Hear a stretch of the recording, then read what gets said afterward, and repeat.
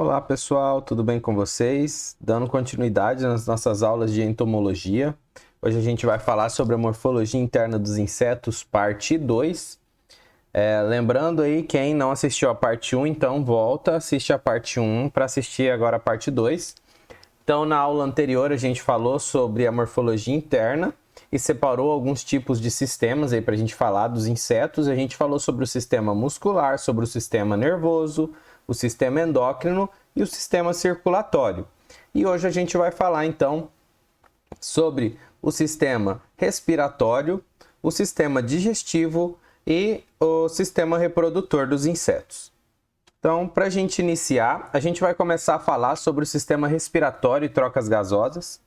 Então, os insetos eles respiram por pequenos canais que ligam as células do interior do corpo com o meio ambiente, conhecido como traqueias. E essa respiração nos insetos é chamada por respiração tegumentar. E essas traqueias aqui, ela pega o ar, né? Aí o ar ele vai passar por elas, vai chegar até os túbulos através dos espiráculos. E aí cada túbulo do sistema traqueal ele vai se ramificando em outros túbulos que vão sendo ainda mais finos, mais delgados. E esses vão se ligar às células dos insetos. E esses vão oxigenar as células e vai retirar o gás carbônico dessas células como produto da respiração, o que ocorre em toda a respiração de organismos aeróbicos, né? Respiram oxigênio e liberam o gás carbônico. O ar das traqueias ele é renovado continuamente pelo movimento de contração dos músculos abdominais, de modo semelhante a um fole. Aqui a gente consegue ver então, né? Esses pontinhos aqui, chamado dos espiráculos.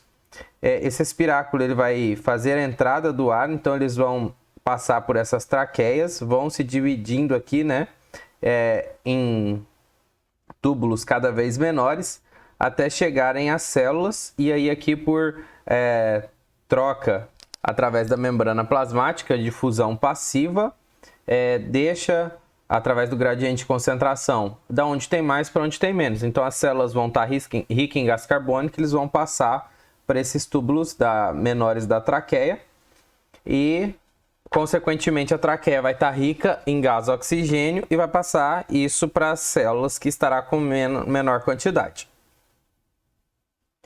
O sistema respiratório e trocas gasosas ainda. Então o oxigênio ele entra pelo espiráculo, conforme a gente vê aqui nessa imagem. Então ele entra pelo espiráculo, passa através de toda a traqueia. Aqui a gente vê a traqueia.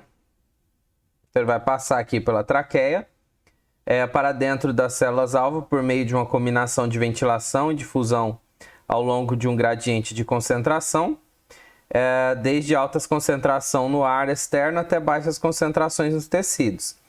E aí ele vai vindo aqui pela traqueia até chegar aqui a chamada traqueula. E aqui na traqueula ele vai, através das movimentações musculares, aí, levar esse oxigênio para as células e carregar também o gás carbônico das células de volta aqui para a saída no espiráculo, conforme a gente vê na imagem, a setinha de oxigênio entrando, CO2 saindo. O movimento do oxigênio, então, para dentro, ele vai ser antagônico ao movimento do dióxido de carbono e vai ser através da pressão ocorrida pelos movimentos musculares. As trocas gasosas, na maioria dos insetos terrestres, eles vão constituir em um ajuste aí entre obter oxigênio suficiente e reduzir a perda de água pelos espiráculos, porque espiráculo aberta vai facilitar a perda de água do inseto. Então, nos insetos que não apresentam sacos aéreos, a difusão parece ser o mecanismo primário para a movimentação dos gases na traqueia e é sempre o único meio de trocas gasosas dos tecidos. Em relação a essa perda de água, né, a gente pode ter os insetos que ocorrem duas formas dessas trocas gasosas, que é a forma contínua e a forma descontínua. Na forma contínua, os espiráculos eles vão permanecer constantemente abertos. Isso significa que esse inseto ele vai ter uma facilidade maior para perder água. Já na descontínua, os espiráculos eles abrem periodicamente. Então, o que que acontece? Eles abrem os espiráculos e vai entrando o oxigênio, entrou a quantidade suficiente de oxigênio, os espiráculos se fecham. E aí, conforme o oxigênio vai caindo aí, até um certo ponto liminar aí, no qual os espiráculos são rapidamente abertos novamente e fechados em alta frequência para o oxigênio entrar novamente. Os insetos que vivem em ambientes com baixas concentrações de oxigênios, principalmente os que vivem, por exemplo, embaixo da terra, né, que fazem parte, então, da microbiota do solo, eles podem realizar trocas gasosas descontínuas como um método para aumentar os gradientes de concentração traqueal para facilitar a captação de oxigênio e emissão de dióxido de carbono. Ou seja, né, como tem reduzido a quantidade de oxigênio no solo, eles fecham, diminui a quantidade dentro da traqueia e quando abre, aí o oxigênio vai entrar com mais facilidade, seguindo o gradiente de concentração.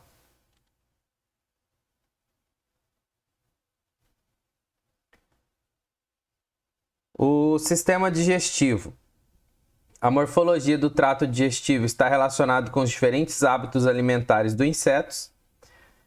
Insetos que ingerem sólidos têm o trato digestivo mais amplo, reto e curto, com musculatura forte.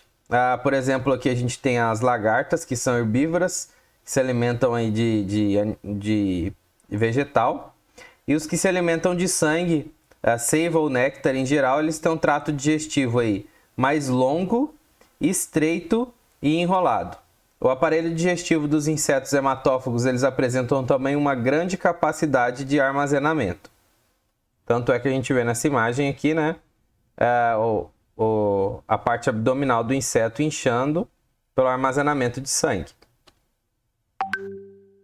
Existem 3 regiões no trato digestivo dos insetos, que é o estomodeu, onde a gente vê aqui nessa imagem. Ele vem aqui, então, eles não têm estômago, né? Tem o papo, então ele vem até o final do papo aqui, o estomodeu. Tem o mesêntero, e aí o estomodeu ele está relacionado aí ao armazenamento e trituração. O mesêntero ele é responsável pela secreção de enzimas digestivas e absorção dos produtos da digestão. Então aqui vai ser a parte que vai ocorrer a digestão extracelular. E a última parte aqui, o proctodeu, ele que vai fazer a absorção de água, sais minerais e outras moléculas importantes antes da eliminação das fezes. Então, olhando por um certo patamar, né? Parece muito, então, o que ocorre no nosso trato digestivo, né? A gente tem um início aí para ocorrer a trituração dos alimentos, a absorção dos alimentos lá no estômago e intestino, e o final aí vai fazer mais absorção de água. O trato digestivo dos insetos, ele é revestido por epitélio simples, apoiado à membrana basal, envolvida por uma camada de musculatura irregularmente desenvolvida. E o estomodeu e o mesêntero, ele tem revestimento cuticular. Então, esses 2 primeiros aqui, eles já têm um revestimento cuticular e os últimos aí, somente então o epitélio simples, apoiado pela membrana basal. Então, o estomodeu, ele vai ser dividido aí no início da faringe, o esôfago curto e um papo. E aí ele ainda pode, esse papo, ter esse proventrículo aqui, que é uma outra câmara dentro do papo, que vai servir como moela aqui para ajudar a terminar de degradar aí os sólidos dentro do papo. O mesêntero, ele tem 2 áreas de ventrículo tubular, então ele tem essa primeira aqui e a segunda área. E tem divertículo lateral que termina no fundo cego, chamado ceco, né? Então aqui tem o ceco gástrico e esses aqui eles vão auxiliar no aumento da área digestiva. E o proctodeu, ele vai ter aqui o ilho, o cólon, que é mais estreito, e o reto para fazer a eliminação das fezes.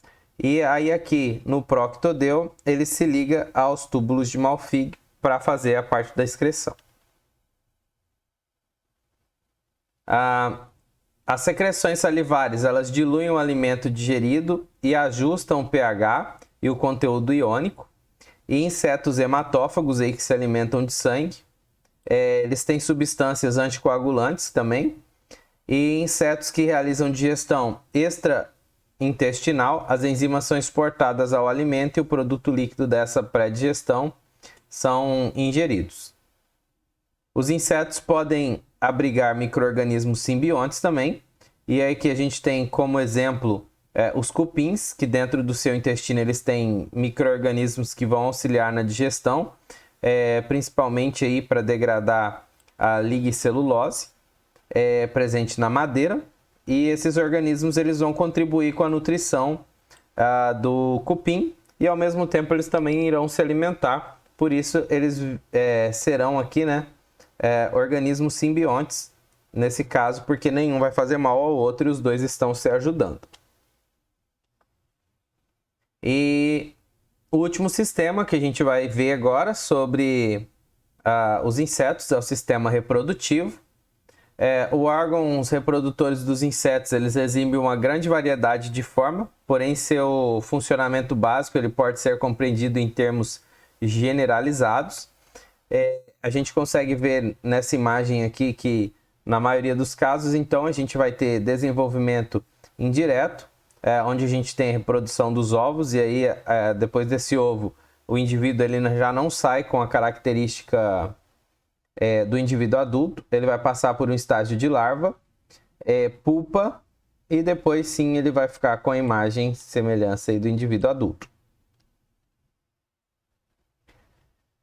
O sistema reprodutivo feminino. As principais funções são a produção de ovos e o armazenamento de espermatozoides, até que os ovos estejam prontos para serem fecundados.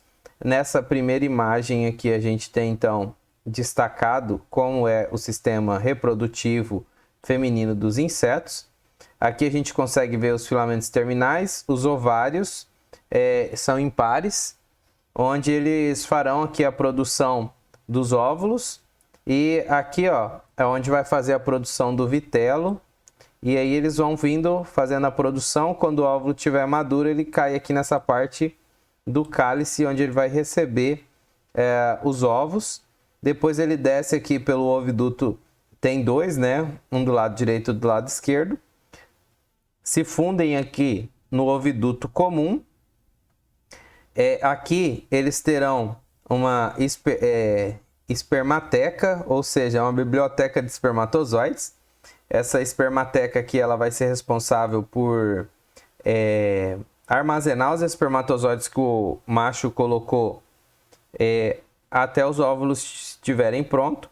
E aí eles têm aqui a câmara genital, onde será feita a introdução dos espermatozoides pelo órgão copulador masculino. E a entrada que é chamada de vulva, onde ela também irá botar os ovos.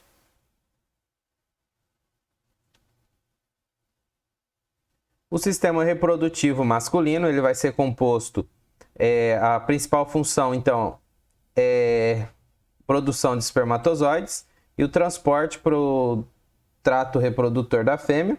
Ele vai ser composto aí por um par de testículos, os ductos que sairão dos testículos, chamados de vasos deferentes. Esses vasos deferentes aqui, eles vão terminar nas vesículas seminais, que vão aumentar então o líquido aí para os espermatozoides ficarem dentro. Eles vão aqui se unir, formando então o ducto ejaculatório, e essa parte aqui vai ser o órgão que vai ser introdutório para a liberação dos espermatozoides aqui pelo gonóporo. Então, essa parte do gonóporo ela é introduzida aqui na parte da câmara genital. E aí, além disso, né, os dois ainda têm aqui as glândulas acessórias que vão ajudar aí na parte endócrina também dos insetos. Aqui a gente tem um quadro onde eles conseguem corresponder, né, de um órgão do sistema reprodutor feminino para o sistema reprodutor masculino. Então, os ovários impares nas fêmeas equivale aos testículos impares nos machos. Os ovidutos impares aí vai equivaler aos vasos deferentes também impares nos órgãos reprodutores masculinos. Os cálices de ovos, eles serão aí correspondentes às vesículas seminais. O oviduto comum ao ducto ejaculatório. E as glândulas acessórias aí também vai estar presente nos dois. E a única coisa que a fêmea tem a mais, que não tem nada equivalente ao macho, então é essa bursa copulatrix, que é a bolsa copulatória, a espermateca, que vai armazenar os espermatozoides até os óvulos estarem prontos para serem fecundados. Essas aqui são as referências, tá? Então, a nossa aula de